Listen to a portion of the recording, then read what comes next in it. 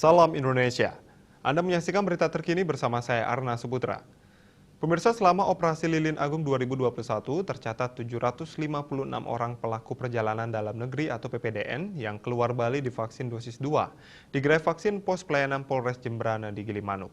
Vaksin ini diberikan kepada PPDN yang belum vaksin dosis kedua.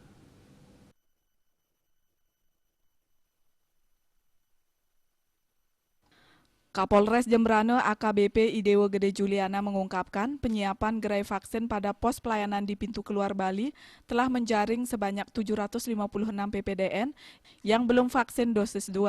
Petugas vaksinator dari Polres Jembrana dan Puskesmas Melayu 2 yang bertugas langsung di pos tersebut selama operasi Lilin Agung.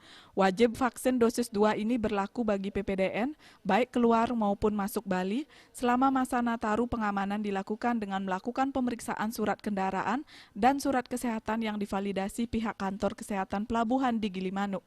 Sedangkan arus balik atau keluar Bali libur Nataru terjadi peningkatan mulai Sabtu 1 Januari yakni sebanyak 17.000 penumpang. Sedangkan pada Minggu 2 Januari kembali terjadi kenaikan mencapai 20.000 penumpang atau tepatnya 19.940 penumpang.